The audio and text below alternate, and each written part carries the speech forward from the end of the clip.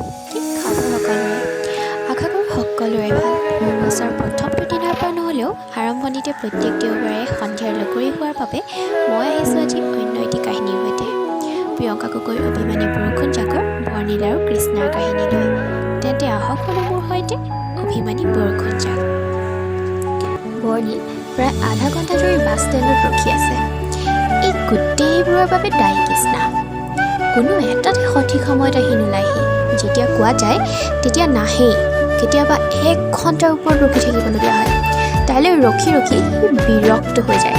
কিন্তু যেতিয়াই তাইৰ মুখত এমুকৰ হাঁহি লৈ দৌৰি দৌৰি তাইৰ ওচৰ পায়হি তেতিয়া তাৰ সেই বিৰক্তি নিমিষতে নাইকিয়া হৈ যায়।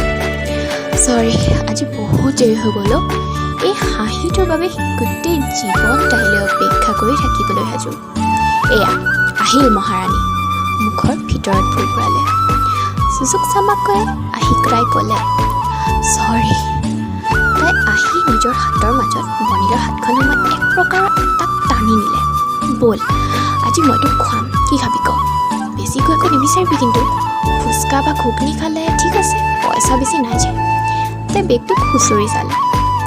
তোৰ কথা, আজিলৈকে কেইবাৰ ক'লি একেটা কথাকে, চিকতাজনী। বৰ্ণিলে মুখখন ফুলা লুচিখনৰ দৰে কৰিলে। কৃষ্ণাই আৰ চকুৰে বৰ্ণিললৈ চালে।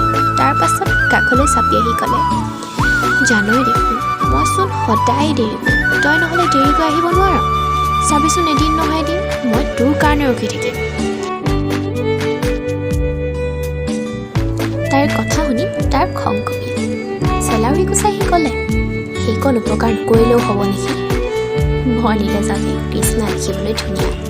যেতিয়া তাই বাছ ষ্টেণ্ডত অকলে ৰখি থাকে তেতিয়া কলেজৰ গোটেইবোৰ ল'ৰাৰ লুলুপ দৃষ্টিত তাইৰ ওপৰত থাকে। কথাবোৰ ভাবি ভাবি তাৰ কাণ মোৰ গৰম হৈ যায়। কৃষ্ণাৰ হাতখন এৰি বাছখন আহিছেনে নাই চাবলৈ আগবাঢ়ি গ'ল। কৃষ্ণাই চুৰ্ণিখন ঠিক কৰি ল'লে। কৃষ্ণাৰ বুজিবলৈ বাকী নাথাকে আজি তাইৰ বাবে বৰ্ণিলৰ কমখন কষ্ট হ'লনে। বৰ্ণিল খুবেই শান্ত, অলপ কম কথা কয়। কিন্তু কৃষ্ণাই জানে সি কমকৈ কথা ক'লেও কিন্তু মনে মনে তাইকে ভাল পায়। তাইৰ যেতিয়া দেৰি হয় তাইক নেদেখিলে বৰ্ণিল অস্থিৰ হৈ পৰে। সেই দৃশ্য দেখি তাইৰ মনত কিবা এটা অচিন অনুভূতিয়ে চুই যায়।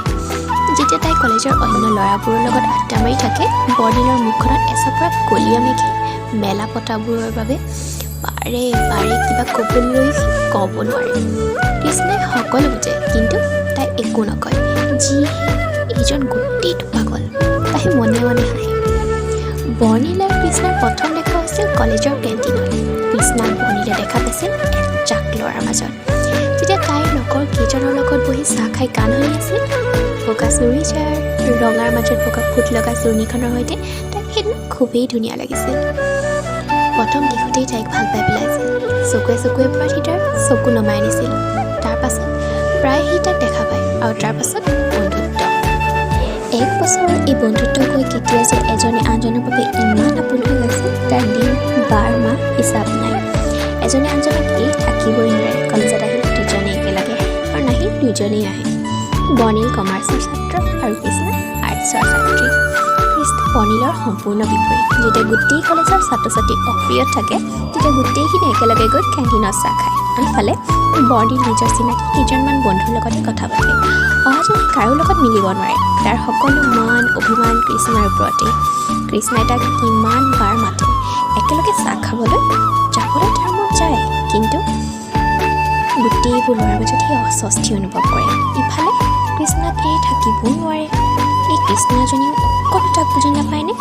তাইক বৰ ভাল লাগে, বহুত ভাল পাই পেলাইছে তাইক।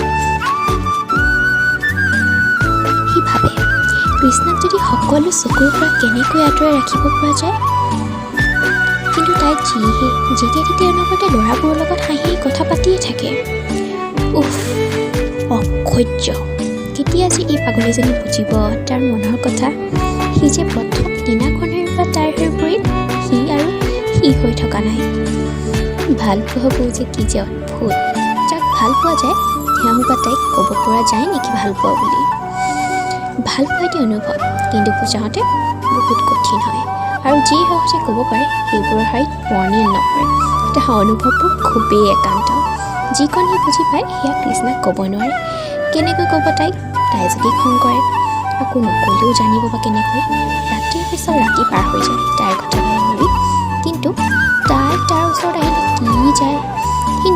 ক'ব নোৱাৰে গোটেইখন খেলি মেলি হৈ যায়